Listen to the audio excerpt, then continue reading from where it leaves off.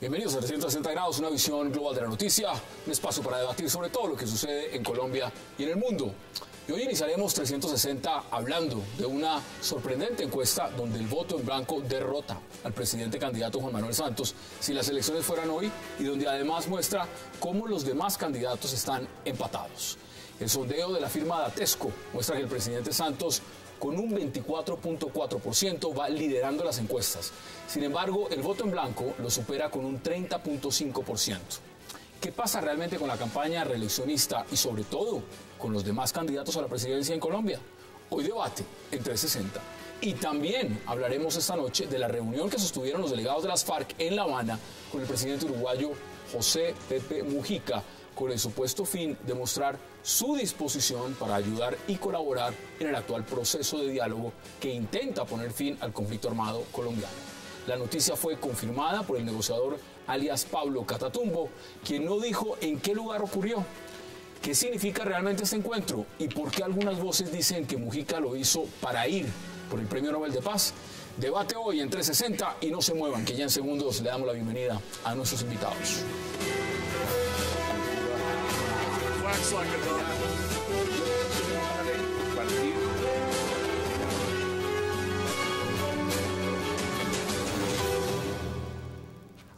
Y qué placer darle la bienvenida hoy a 360 a Ramón Jimeno, a Armando Novoa, a Camilo Espina y a José Félix Lafori. Caballeros, qué verdadero placer tenerlos esta noche y gracias por supuesto por aceptar la invitación. Muchas gracias por Bueno, vámonos de inmediato a las encuestas. Dos encuestas el fin de semana. Una, la que hicieron grandes medios, publicó la revista Semana, y por supuesto la de Datesco el día de hoy. José Félix, ¿cómo ve usted ese panorama que nos están mostrando las encuestas hoy? Pues yo tengo dos, digamos, como dos miradas. Una, la campaña presidencial no ha arrancado. Y no ha arrancado por múltiples razones, entre otras cosas porque el foco está en una campaña atípica para el Senado de la República. Entre otras cosas porque usted ve que están personas que han tenido una larga figuración. Presidente Uribe, el propio Navarro, Serpa, e incluso la campaña del Congreso tampoco es que esté suscitando demasiado entusiasmo. Con respecto al tema presidencial, yo sí tengo una opinión muy formada. Yo creo que el gobierno jugó a eso. El gobierno jugó una estrategia de mediano plazo a que hubieran pocos y minimizados candidatos. Por eso intentó, sin éxito, que la convención conservadora no se llevara a cabo, que aplazara incluso la decisión de candidato. ¿Dilatarla? Dilatarla para después de marzo. Finalmente se impuso unos sectores del partido y terminaron haciendo una convención, como ya el país conoce, absolutamente rotunda en favor de Marta Lucía. Mira el lío de los verdes. Ya vamos a mirar lo que está cada uno metido. Claro, por consiguiente el gobierno lo que jugó fue a ganar por W. Y en el hipotético caso de candidatos que salían al ruedo, como el caso de Oscar Iván, le aplicaron una campana neumática y lo minimizaron a tal extremo que han intentado derrotarlo antes de darle la oportunidad de que el país conozca a ese candidato. Por consiguiente, Santos se puede sentir complacido en cuanto a que no ha tenido rivales. En lo que el presidente Santos tiene que tener mucho cuidado es que tampoco suscita mayor interés. No, pues es el 63% de los colombianos dicen que no votan por él y más de un 30% de los colombianos estarían hoy por el voto en blanco. Armando, ¿cómo se explica? Y esto es para todos, porque realmente están pegados al piso, los candidatos y el propio presidente. Gana el voto en blanco, pero además el presidente tiene todo el poder estatal, tiene el presupuesto, tiene la mayoría de una unidad nacional y solo tiene 25% de intención de voto. Eso es paupérrimo. ¿Cómo ves los resultados? Y los demás ni decirlo, están muy abajo. Bueno, todos sabemos que las encuestas son la fotografía de un determinado momento y una determinada coyuntura. Lo que llama la atención de estas encuestas del fin de semana es que marcan una tendencia que parece casi que inamovible de tiempo atrás. El tema del voto en blanco no es un tema reciente, es un tema que viene registrando en forma sostenida, siempre por encima del más opcionado, que es el presidente Santos. Y yo tendría que empezar respondiendo en el sentido que lo establece la Constitución. El voto en blanco es un mecanismo de participación mediante un voto de protesta contra los candidatos y contra lo que mientras ellos usted va hablando, representan. estamos viendo la gráfica de lo que es esa encuesta, la foto que usted nos menciona de lo que es los resultados, pero le voy a agregar un elemento. Mire, el voto en blanco ahí sale con el 30.5%. Esto es si las elecciones van a ser, por supuesto, este año en el 2014, pero en 1996 el voto en blanco fue del 1.1%, en el 2002 fue del 1.6%, en las elecciones periodos del 2006 1.9%, y en el 2010 1.5%. Estamos hablando ahora del 30.5%. Han habido unos cambios institucionales que tal vez expliquen en alguna medida la dinámica que está marcando el voto en blanco. A diferencia de los años que usted cita, a partir de unas reformas constitucionales que se produjeron, especialmente la del 2009, el voto en blanco tiene un valor.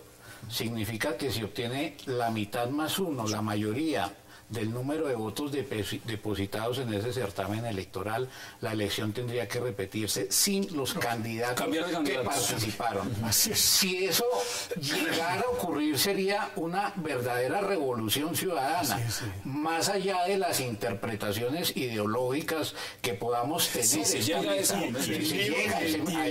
Tenemos una ciudadanía ahora más ilustrada, con más conocimiento de causa, y me parece que si miramos lo que ha ocurrido en el país con la clase política, con todos estos acontecimientos que hay, me parece que ahí está la explicación de por qué el voto en blanco marca tanto. ¿Es cierto entonces ese rumor de que el voto en blanco se suma es en el caso al que va punteando sería el presidente? Si no llega ese, no es así.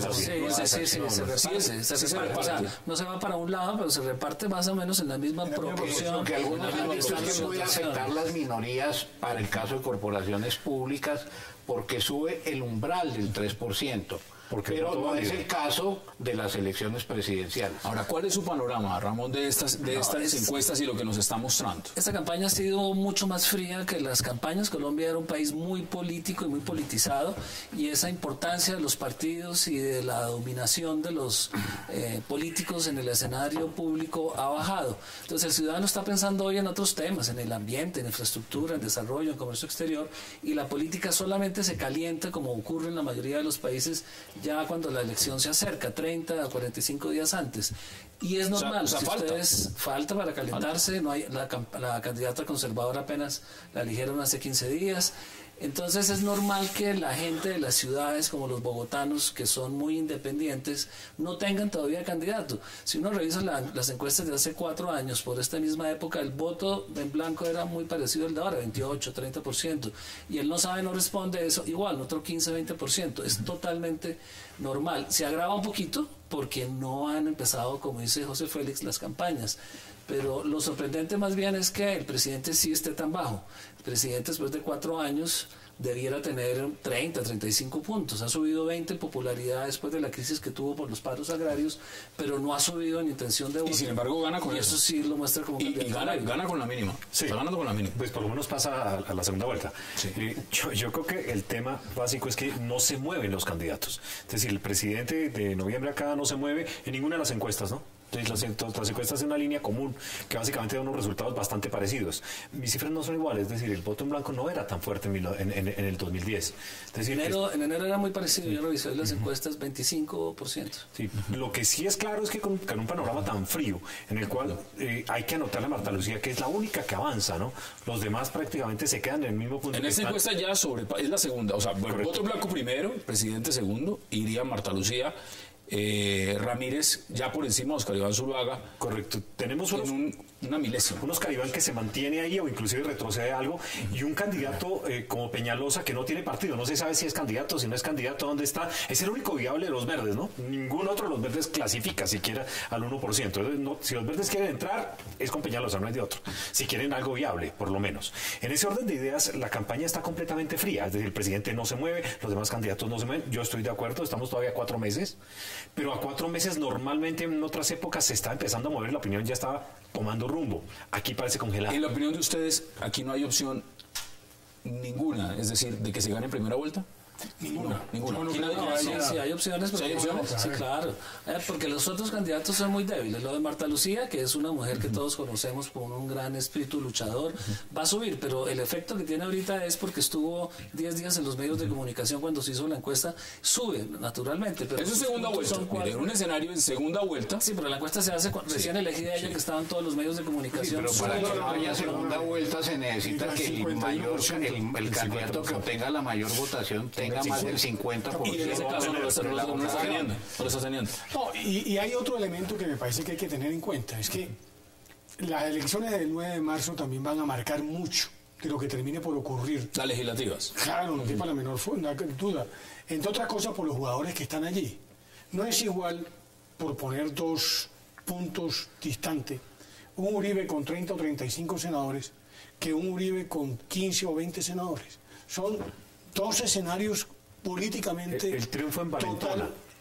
El triunfo y además el voto útil, y eso genera una dinámica que es muy colombiano, ¿no? El voto útil es bastante colombiano, y sobre todo porque visibiliza un candidato que yo creo que lo han minimizado mucho más allá de lo que realmente es.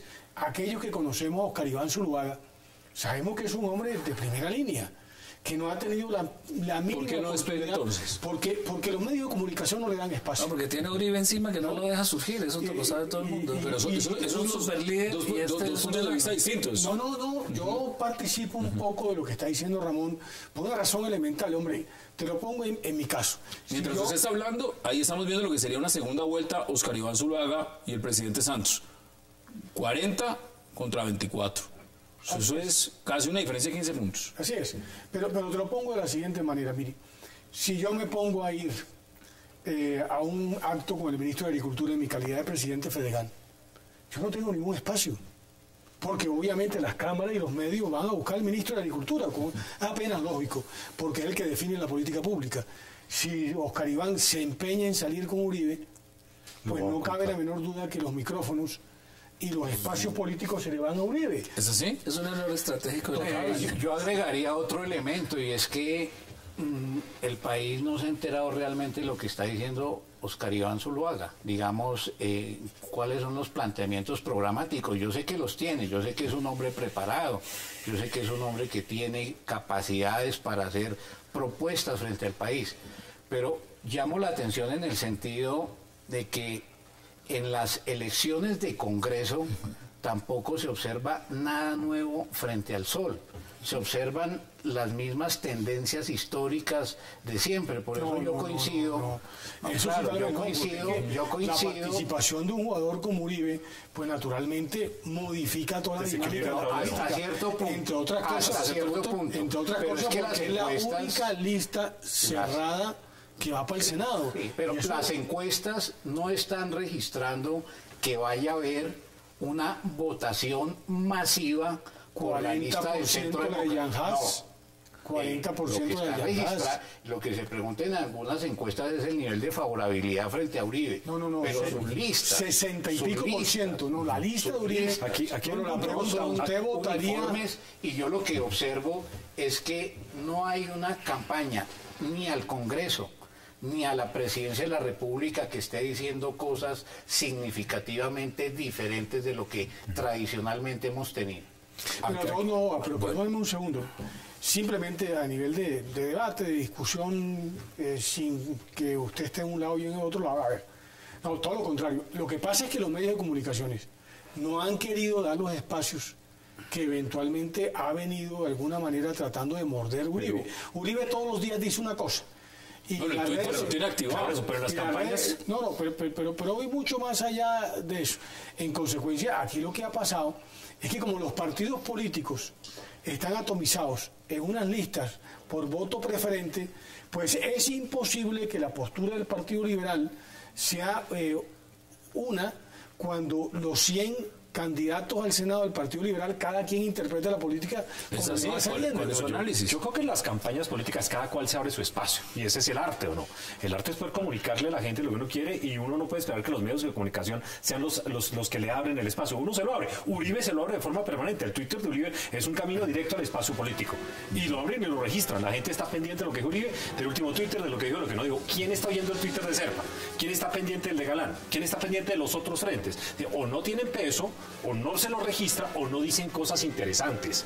Entonces, lo que pasa también es que los espacios se van abriendo a cada hombro, y Uribe sí ha sido un experto toda la Tengo que vida ir a en una abrirse a pausa, hombro. la primera, y ya volvemos al debate. Vamos a la pausa y ya regresamos en 360.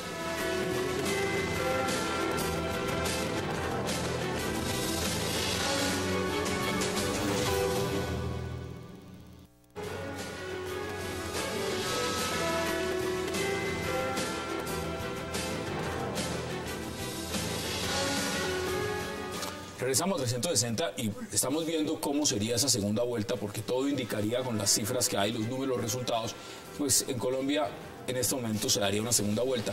El otro opcionado sería pues Enrique Peñalosa, y con Enrique Peñalosa también le gana el presidente Juan Manuel Santos, y Peñalosa sacaría 29.6%.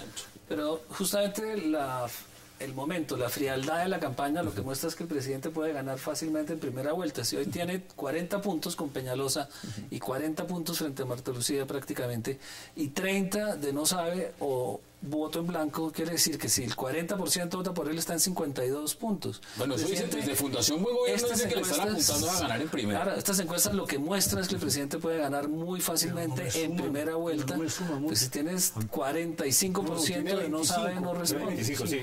La pregunta es, ¿qué pasa si el voto en 25 blanco es con mayor? todos. 25 ¿Qué con pasa si el todos. 25 es mayor que el presidente? Sí, además hay que cruzarlo también con otras encuestas de opinión.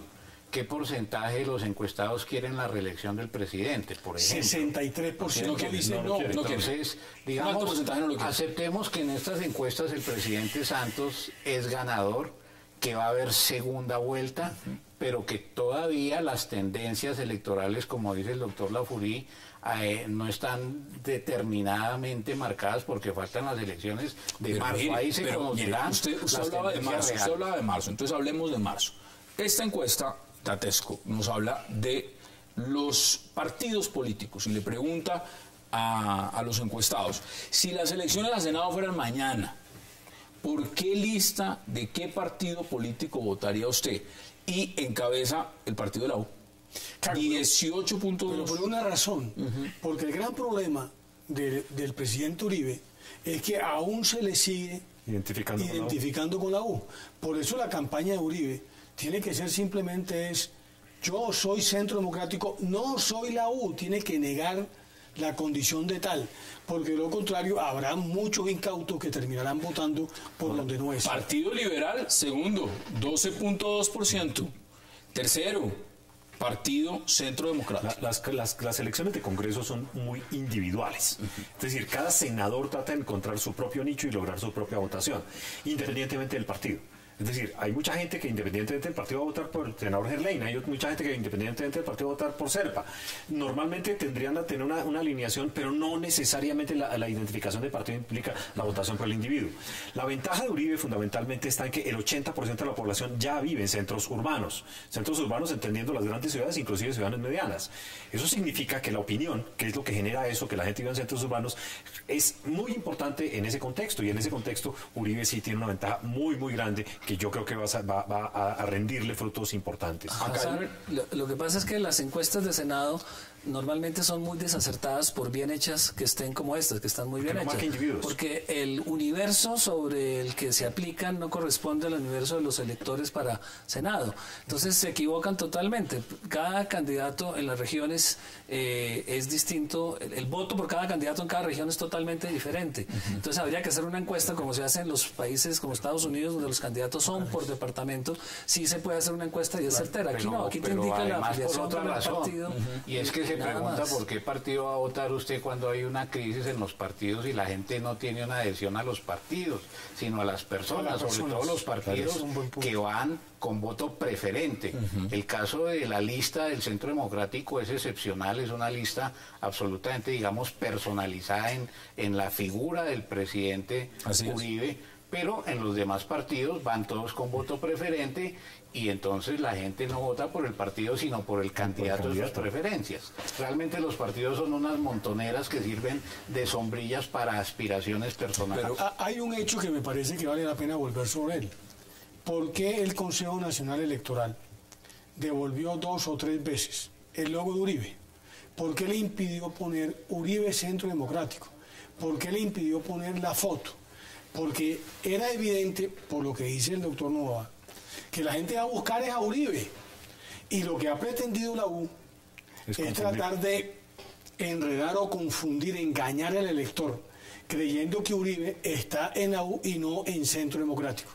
Por consiguiente, yo sí creo que lo que viene de aquí en adelante en la campaña, y Ramón lo sabe muy bien, es una gran exposición en medios para que el elector, ese 80% del elector urbano que ve televisión y que tiene un nivel de información mucho más directo, claramente le quede identificado que Uribe es Centro Democrático, que Uribe no es la U, No es la U. que la U es, por el contrario, es Chamorro, y que Chamorro no tiene nada que ver con Uribe.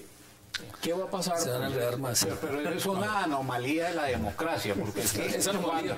pues porque cuando se vota por listas a Congreso habría que votar por partidos, no por personas o personas que representen partidos. Entonces agreguémosle a eso la reciente decisión del Consejo Nacional Electoral de duplicar los gastos de la campaña, 74 mil millones de pesos para campaña al Senado de la República.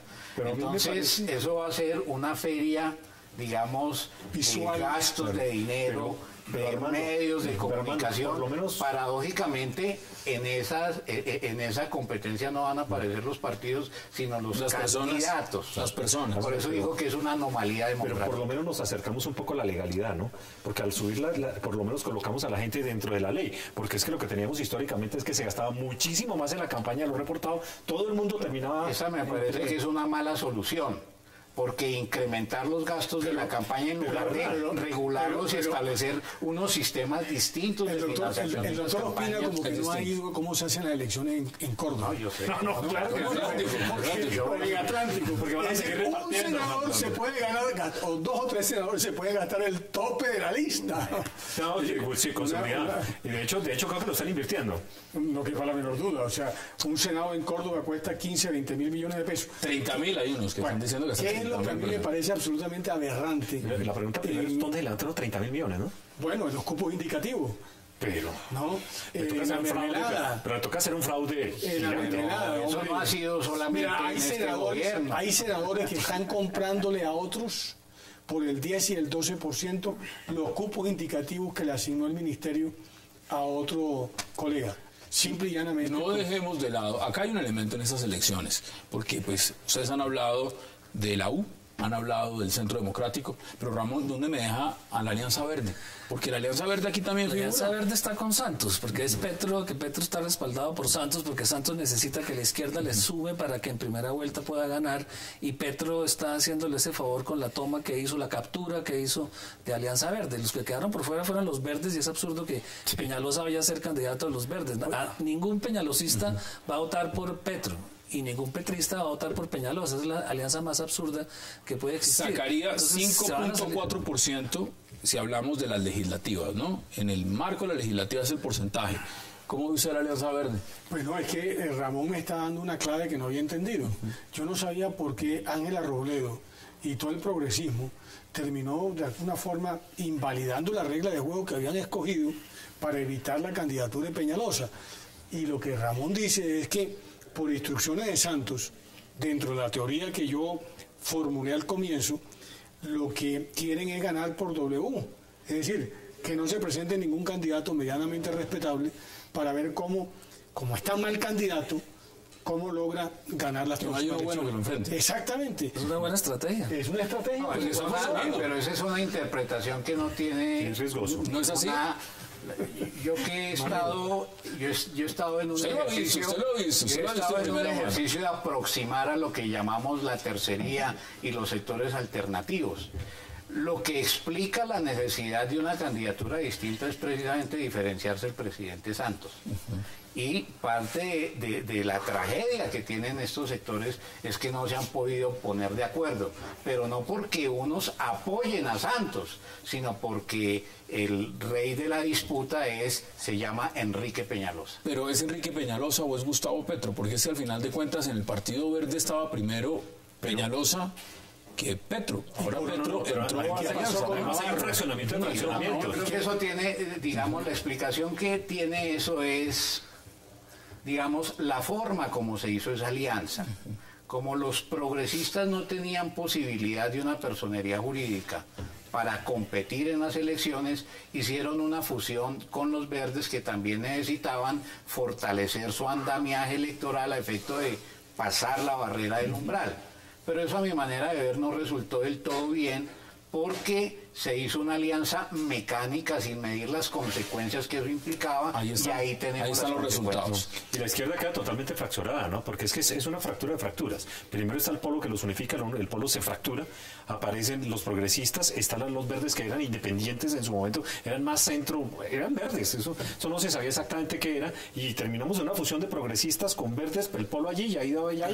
Ya son los 50 años que desde que yo me conozco la política colombiana, si ha habido un sector que se ha fraccionado sobre la fractura, es de los sectores de izquierda. La izquierda de Colombia es canibalesca. Canibalesca. Uno se encarga de ir mucho porque se le comen los brazos. Son menos canibalistas que los partidos tradicionales. Liberales Lo que y pasa es conservadores. que mantiene, Mire cómo están los conservadores. a los partidos tradicionales ustedes lo saben perfectamente, ahora le llaman mermelada, antes auxilios parlamentarios, antes clientelismo. Pero los El partidos que esté al lado del gobierno mantiene su Los partidos tradicionales son más hábiles porque en algún punto se asocian, en algún punto negocian, en algún punto la izquierda no. La izquierda no logra hacer esos procesos. A ver, ¿cómo se explica que en este momento los conservadores estén diciendo ya en los medios que están por fuera de la unidad nacional, pero como dice Ramón, los ministros están ahí, eso no se van a ir, entonces ¿de dónde salieron de la unidad Hay nacional? un cuento muy bueno, que cuando finalmente resuelven irse, entonces los ministros que están allí ya no están a nombre del partido, sino a título personal. Aquí son ministros técnicos. Técnicos, por favor, que no se acuerden del gobierno de Barco y no se acuerden en varios gobiernos donde Están participando a título de técnicos. Último tema. La pregunta de los conservadores es bien clara. ¿Qué van a hacer ahora que la candidata coge el punto y queda en segundo lugar? Que curiosamente empieza a volverse viable. Es que ya está por encima. Pues, Oscar Iván. ¿Qué va a hacer el presidente Uribe con su candidato? Miren, nos queda menos de un minuto, pero brevemente en 20 segundos. ¿Y cambio radical qué, Ramón? Cambio radical. El cambio radical le va a ir- 4.9% de las legislativas. Sí, está corriendo un riesgo muy alto de no salir, de no pasar el umbral, muy probablemente no lo pase, porque se ha debilitado muchísimo en todos estos meses, no ha hecho campaña. Germán Vargas, que es el líder, está desaparecido de la lista y tiene un alto riesgo. Bueno, de suena no para pasar. vice, ¿no? Suena para vicepresidente. Claro, y si el partido suena para desaparecer. ¿Usted le agrega algo a cambio radical? No, yo creo que la estrategia de ellos es una estrategia equivocada. Yo creo que la única alternativa que tienen es enrocarse en la vicepresidencia, porque yo no siento que sean capaces de pasar el umbral. El gobierno terminó haciéndole una trampa a todos los partidos, porque como evitó la ley de transfugismo, evitó que hubiera una recomposición política del Congreso en función de sus inclinaciones o electorales o ideológicas. Y en medio de eso terminó Cambio Radical como terminó otro partido. El Polo se va a salvar. Bueno, el Polo ahí está, marca. Por 6%, 6% de la intención de voto. ¿Le agrega algo al tema de cambio? Nos quedan menos de 20 segundos. No, yo le agrego algo al panorama general de los partidos. Digamos, si algo está demostrando esto, es que uno de los temas que el próximo gobierno va a tener que abocar con seriedad es una reforma política que incluya buscar mecanismos para relegitimar los partidos. 10 segundos. En este momento no la veo. Yo no creo que sea tan importante el tema porque en realidad en el siglo XXI la política es muy dinámica y esto se va acomodando de acuerdo con las tendencias que van ocurriendo en el siglo y son muchas y muy variadas. Y lo que sí creo es que el voto en blanco no se puede desperdiciar, es decir, no se puede militar. Bueno, ahí es el que va mandando en estas encuestas. Vamos a la pausa en 360 porque regreso vamos a hablar de una reunión entre Pepe Mujica, el presidente de Uruguay, y las FARC en La Habana. Ya regresamos.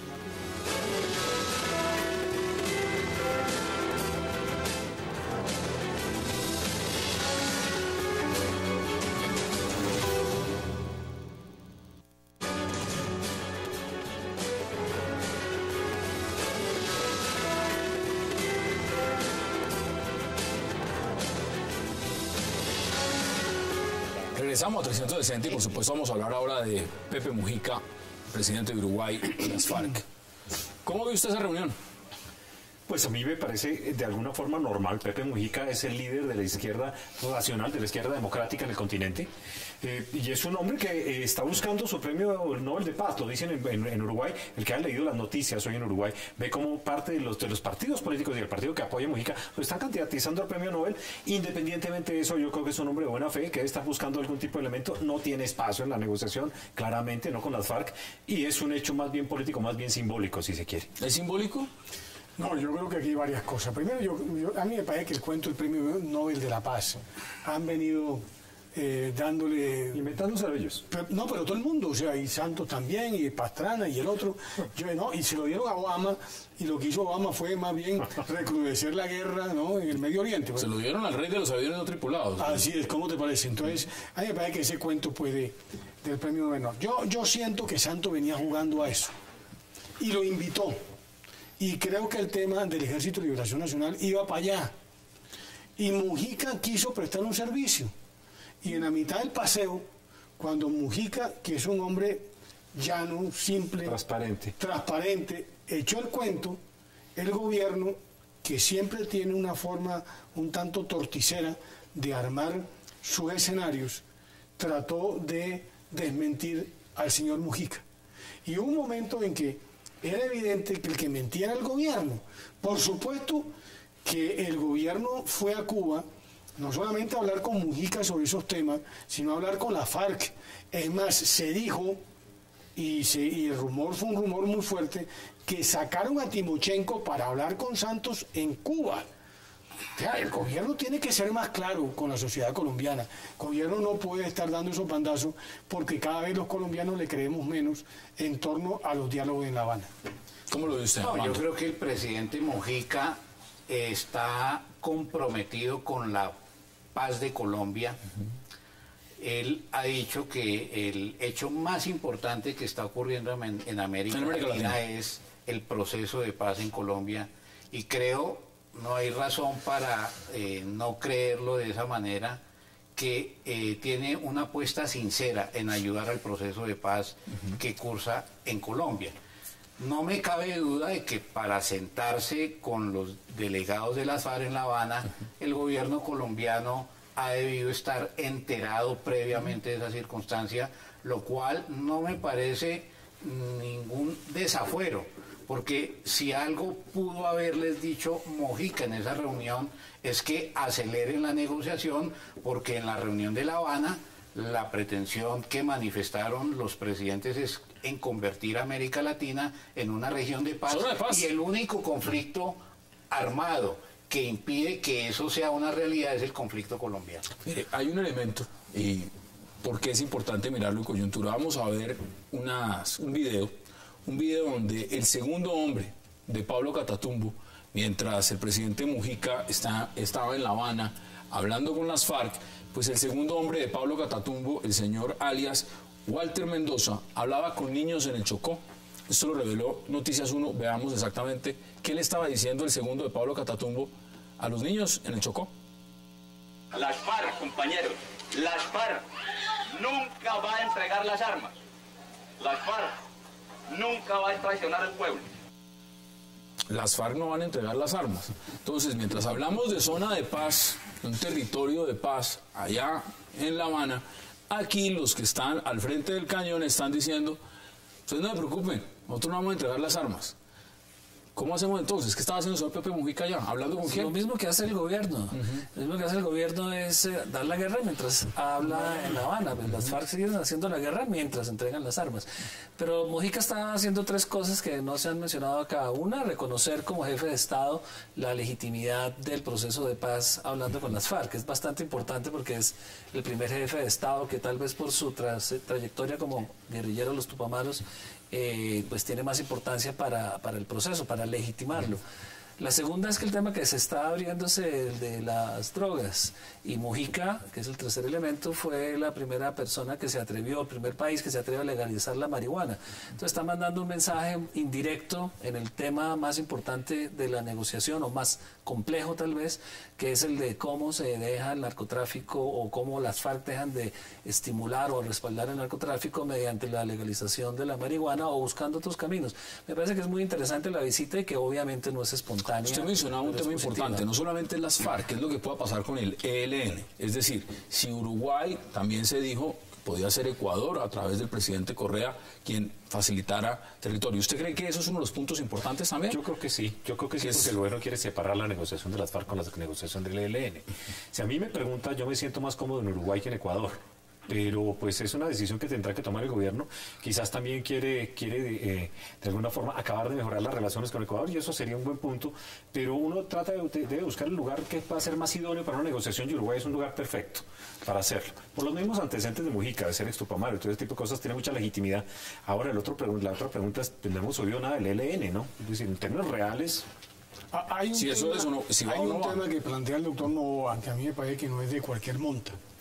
Dice, hombre, a Uruguay o a Mujica le interesa que realmente avance la negociación. Por supuesto, como le interesa a Correa, como le interesa a Maduro, como le interesa a Evo, como le interesa a Ortega. ¿Por qué? Porque se montaron en el cuento del Foro de Sao Paulo. Y es evidente que es mucho más sencillo conquistar el poder a través de los votos que a través de las armas. El gran problema, como bien lo decía el guerrillero, es que ellos están en otro negocio, que es el negocio del narcotráfico, que es un negocio bastante jugoso como para dejarlo de la noche a la mañana. Por consiguiente, yo es creo... el punto que están negociando ahora, ¿no? Claro, pero es el punto del narcotráfico. Claro, como el tema de las víctimas, como otra serie de temas. Todos los puntos son bastante complicados. Pero, por supuesto, cuando tú tienes un negocio de 6 o 8 mil millones de dólares al año, es evidente que no lo vas a dejar de la noche a la mañana. Y Cuba no se puede convertir en un lavadero, que es el gran problema del gobierno. Por eso, yo siento que todos estos esfuerzos que se están haciendo simplemente son de dientes para afuera. La negociación no avanza, ni avanzó en el tema agrario, ni avanzó en el tema de la participación política, ni va a avanzar en el tema del narcotráfico, y ya yo veré cómo va a avanzar en el tema de víctimas. Dos comentarios. El primero es que, pues, si aplicáramos esa lógica, doctor Lafourcade, tendríamos que decir que la agenda del Foro de Sao Paulo la compró Obama, la compró la Unión Europea, la compró España, la compró Francia. ¿Qué significa la compró? Pues, digamos, la hizo suya, porque usted está diciendo que los presidentes Correa, Evo Morales, Mujica, Fidel Castro, Maduro, les interesa promover una negociación porque están apoyando las decisiones del Foro de La Habana, que como todos nosotros sabemos es un foro, digamos, de las izquierdas latinoamericanas. Pero, izquierdas que no creen en la democracia liberal, no, izquierdas que terminaron... No, eso no es cierto. Yo no voy a defender el foro de Sao Paulo, pero eso no es cierto. Sistemas que de alguna manera le niegan los escenarios de la economía de mercado. Lo que está pasando en el hemisferio. Ortega va simplemente a elegirse como otro sátrapa. Los señores de Cuba, donde va el hemisferio a rendirle pleitesía, modificaron todos los sistemas interamericanos. Entonces Obama, ¿por qué está apoyando esa agenda? No, los americanos protestaron la semana pasada precisamente por el tema del CELAC. No hay derecho que la democracia ellos protestaron porque no los invitaron y porque hay una nueva alineación internacional en América Latina, pero no porque descalifiquen el proceso.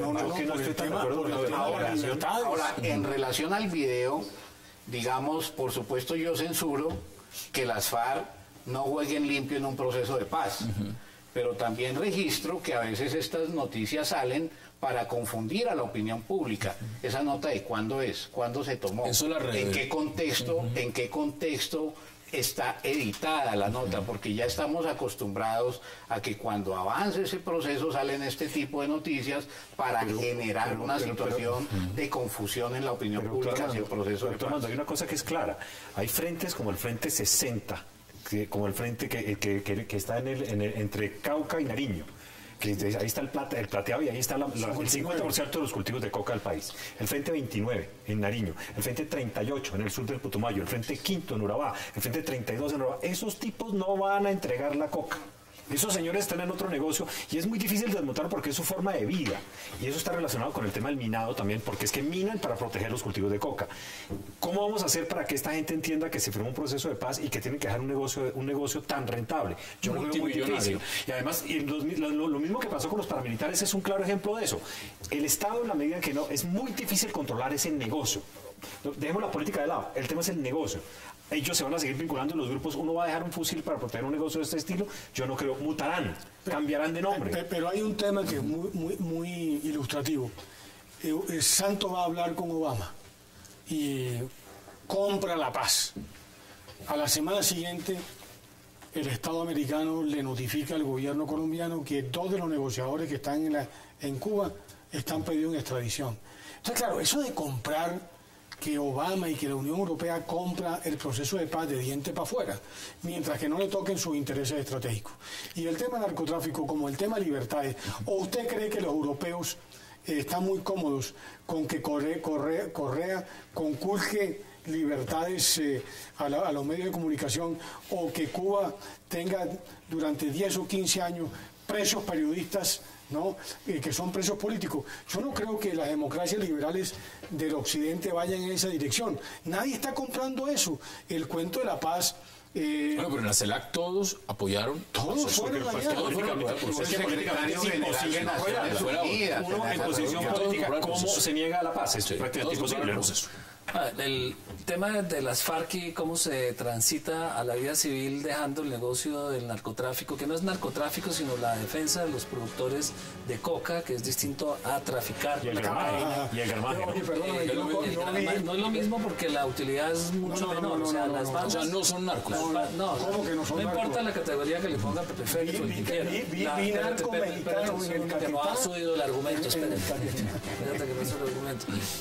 La diferencia es muy importante porque la plata que se mueve en los cultivos es muy pequeña al lado de la que se mueve en el narcotráfico. Entonces, el narcotráfico es cuando se saca la cocaína a mercados donde vale $10,000, $12,000. Pero el Frente 38 lo hace. Aquí vale $1,000 el kilo, entonces sí, todos los frentes la hacen y no, el Frente 38 traquetea directamente. El debate no es ese. El debate es que quedan obviamente unas bandas de guerrilleros, exguerrilleros, que van a seguir con el negocio, pero la mayoría va a continuar, entre otras cosas no porque las FARC quieran o no quieran, los que queden, sino porque México y otros países, Bolivia y Perú, han asumido la exportación que Colombia ha caído, porque ahora es más costoso producir y exportar cocaína de Colombia que de otros países. Entonces no es un tema tan complejo como parece, y además se necesita que ellos, como fuerza que controla esas zonas donde hay producción de coca, de hoja de coca y de pasta, sea controlada por las FARC, justamente para poder distribuir el narcotráfico. Tienen que darle... Tenemos que ir a la pausa y les doy la palabra de inmediato. Vamos a la pausa en 360 y ya regresamos. Pueden debatirlo.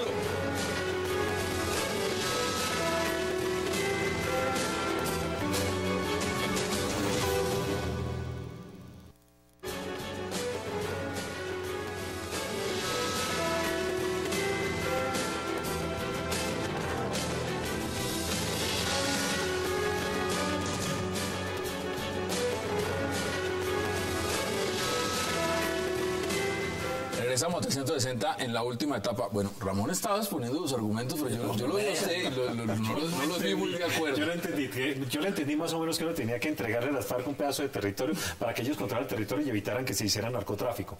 Y a mí me parece eso tan difícil, porque a mí me parece que los tipos están interesados en seguir en el narcotráfico.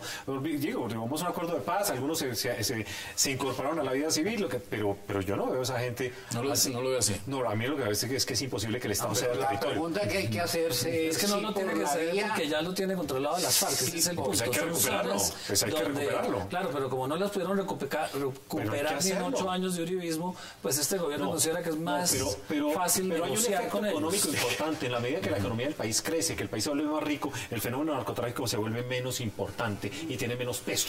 Y el tener menos peso hace que el Estado tenga más fuerza y que podamos pensar que sí, somos capaces de controlar el 100% del territorio. Yo a eso no me niego. Yo creo en las fuerzas militares y en la policía. Yo creo que somos capaces. Lo que necesitamos son los recursos y la decisión. Mira, aquí le manda a decir Emma Flot que por favor le diga que economistas del Banco Mundial admiran a Rafael Correa por ser un economista excelente. Claro, pero yo no digo lo contrario, porque además tiene un doctorado. El problema de Correa no es lo que sabe en economía, sino la manera como restringe las libertades públicas, especialmente los medios de comunicación. Aquí en Colombia por lo menos hemos gozado de otra cosa. Aquí en Colombia... Pero te estabas quejando de los medios hace un momentico. No, pero aquí hay no un dejan salir a tu candidato a flote.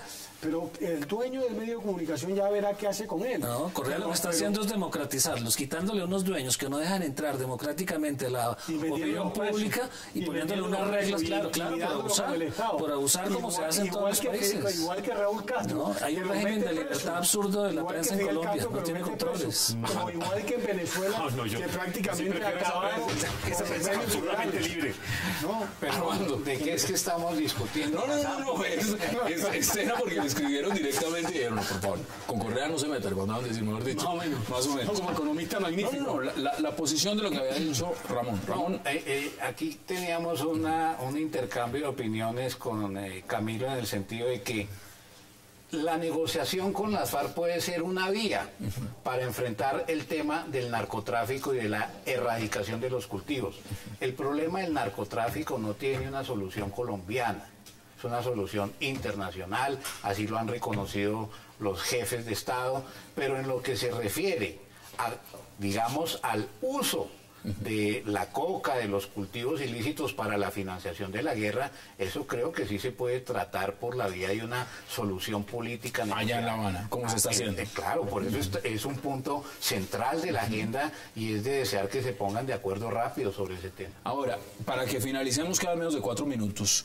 Sus posiciones frente a lo que significa que otros mandatarios, en este caso fue Pepe Mujica, y ustedes han dicho, pues no le ven mayor problema que sea Pepe Mujica por muchas razones, pero ¿el gobierno colombiano debe abrir esa puerta? Es decir, que se reúnan mandatarios de otros países con las FARC, ya sea para jugar un papel mediador, porque les interesa el proceso, o eso tiene que estar restringido. Es mucho mejor que siga restringido como se ha manejado hasta ahora, porque las interferencias siempre generan ruidos y amenazan con distorsionar el curso del proceso. Entonces hay que mantenerlo aislado, pero al mismo tiempo, como mencionaba Armando, la política regional obliga a que haya unas aperturas, porque si uno mira las encuestas otra vez en Colombia encuentra que no hay espacio para la participación política de las FARC en el proceso de paz. O sea, el 80% de la gente cree que o considera que las FARC no debe participar en política y no debe tener puestos en el Parlamento. Entonces, al llevar a este tipo de presidentes, se legitima de cierta manera la necesidad de que las FARC hagan el tránsito de la lucha armada a la lucha política por vías legales. Y en ese sentido sí se justifican estas visitas. Seguramente el presidente por eso la avala. Yo no creo que eso sea secreto. Quiso negarla, ¿no? Quiso como decir que no era. ¿Cuál es su conclusión? Yo creo que evitar que un foro como la CELAC se pronuncie sobre el tema de la paz en Colombia, pues es imposible porque es el tema... Y negociando allá, además, ¿no? Claro, y además porque es un tema absolutamente cardinal dentro del continente, es el único conflicto armado que queda, si lo podemos llamar así, pero es el único lugar donde hay dos grupos en armas, por ponerlo de alguna forma, y que hay unos grupos muy organizados y muy fuertes. Pero lo que sí tengo claro es que la interferencia de extranjeros contamina, porque ellos tienen sus propios intereses. Yo no niego del buen interés y de la transparencia de Mujica. Yo creo que es un hombre íntegro, creo que lo ha demostrado en sus actividades y en su conducta en su propio país, pero también creo que interpretar la realidad colombiana es muy difícil. La realidad colombiana es compleja y hay que haberla vivido y hay que entenderla para poder jugar las cartas como son, y terceros contaminan, es decir, generan expectativas que no necesariamente se ajustan a la ¿Cuáles son sus conclusiones, hermano? Es elemental, digamos, por muy difícil que sea la realidad colombiana y sus complejidades. Yo creo que el presidente Mujica, que ha llamado en la CELAC a la necesidad de que los políticos se acerquen más a la filosofía y no tanto a la economía, entiende en forma muy clara que la lucha armada está agotada en América Latina, que la posibilidad de gobiernos de cambio desde la izquierda pasa porque haya procesos de paz y porque no haya interferencia de las urnas. Y por las urnas, en certámenes democráticos. Por eso me parece que es importante el mensaje, si ese fue su interés, de que cambien las balas, las armas, por los votos y por la lucha democrática. No me cabe duda de que él está expresando una voz de muchos presidentes latinoamericanos que apoyan una decisión de esa naturaleza. ¿Concluye usted ese debate también, José Félix Laforí? Pues muy sencillo, mira, a mí me parece que esto es un sainete con unos ribetes medio trágicos. El santo está atrapado en sus propios engaños. Es evidente que él invitó a la comunidad internacional y una parte del soporte interno ha estado más de voces que él permanentemente busca en la comunidad internacional. Un día Felipe González, otro día a Ban Ki-moon, etcétera, etcétera, que de las realidades sobre las cuales él tiene que trabajar. ¿Cuál es la realidad? La realidad que aquí ha habido, por eso a mí me parece cínico el cuento de Raúl Castro, de decir que América Latina tiene que ser un territorio de paz, cuando ha sido el mayor exportador de sangre y de violencia que ha tenido América Latina. Pero la gente cambia, Desde ellos la cambiaron. época, yo no sé si cambiaron o no cambiaron, pero el hecho concreto es que durante todo el régimen de Chávez, allá estaban los Rodríguez Chacín y allá estaban buena parte de todos estos guerrilleros que están negociando en La Habana. Pero estás manipulando un poco la historia, y es porque evidente, Cuba dejó de promover la lucha armada hace pero los 30 años. siguen allá. Y es evidente, Pero el ELN sigue allá. Y siguen estando allá. Están Usted haciendo la pasa paz allá. Puerto Carreño, Ya facilitaron en la Venezuela, paz. en Venezuela. El costo. Es decir, O sea, en Venezuela, no tiene el que punto- abrir un poco el espacio. Déjame terminar. Pero si a ti te gusta interrumpir, a mí también. Ahora. Ah, bueno, entonces interrúmpeme. Adelante. No, entonces lo que no hay derecho es que este juego de hipocresías. No, aquí lo que estamos es en un escenario que naturalmente la comunidad internacional participa porque el gobierno les invitó. No, y nadie va a estar en contra de la paz. Eso es un discurso No, imposible. perdóname, es que el cuento de la paz es un cuento... En sí mismo, pues, muy bonito, pero compléjelo. ¿Qué es paz? Paz es el cumplimiento de la ley. Paz es el acatamiento...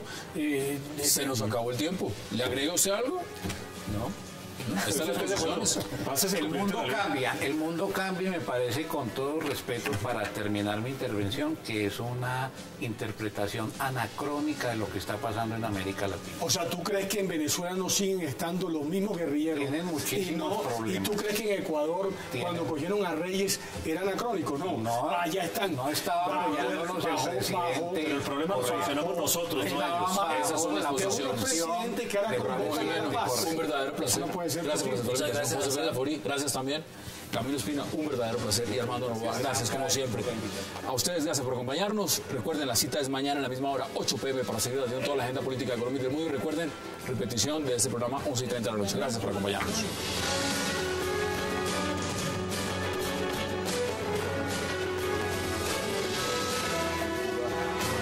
Wax like a dog.